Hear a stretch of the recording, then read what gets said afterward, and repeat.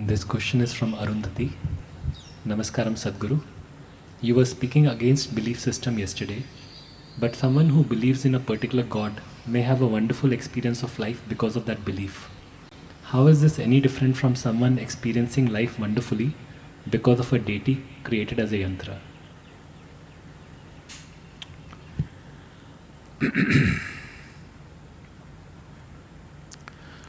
So because you believe something, when you believe something, it brings you lot of confidence. That's the reason why we believe. Well, we started with believing God.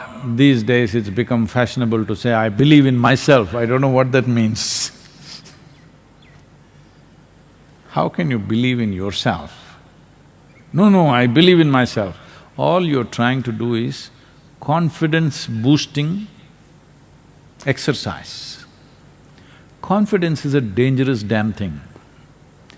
Most stupid things in the world are done because somebody is confident without any clarity about it. Most idiotic and disastrous things are done by people who have confidence without clarity. And they're usually believers. Either they believe in that or this or that or something. Essentially, belief means you're fundamentally dishonest. You're not willing to see, I do not know. Well, somebody believes and their life is wonderful, their life may be wonderful because they're devoted to something. It may be a deity, it may be the temple. Usually devotees are not really doing much with the deity. They're sweeping the temple, they're cleaning the temple, they're washing this and that, they're washing vessels in the temple, and it all feels wonderful because they're devoted. It is like, someone has a child, little baby, oh, they're so devoted to this little child. Everything is beautiful, changing the diaper is beautiful, wiping the shit is beautiful, everything is beautiful. Yes, it is. Not because shit is beautiful, simply because you're devoted. That's why everything is feeling beautiful. That is the nature of devotion. Whether it's a child or a temple or a god or a deity or a tree, it doesn't matter what. If you are devoted, your devotion will make everything beautiful because devotion is the sweetest emotion you can nurture within yourself.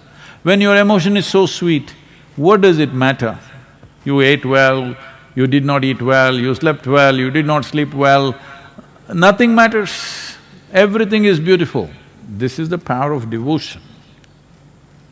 So with belief system, if you're trying to build devotion, fine, but devotion is just one step. There is no need to create another intermediate step because that intermediate step can be hugely misleading. When you believe, you become right, others become wrong. A devotee never thinks like that. A devotee is never right. He knows he doesn't know a damn thing, but he just knows I'm devoted, that's all. And that is the power of devotion, that you transcend all the limitations of your own logic simply with the power of devotion, and life becomes extraordinarily beautiful. It is not that you know a thing, you may not know a thing, but it doesn't matter because the power of devotion is beyond the power of knowledge. It is. So that is not coming from your belief system, that is because your heart has melted for something. Doesn't matter what it is. It may be a child, it may be a husband, it may be a wife, it may be a tree, it may be a cause, it may be anything. But you're devoted to something. And it is best that you devote yourself to something which doesn't change much shape and form.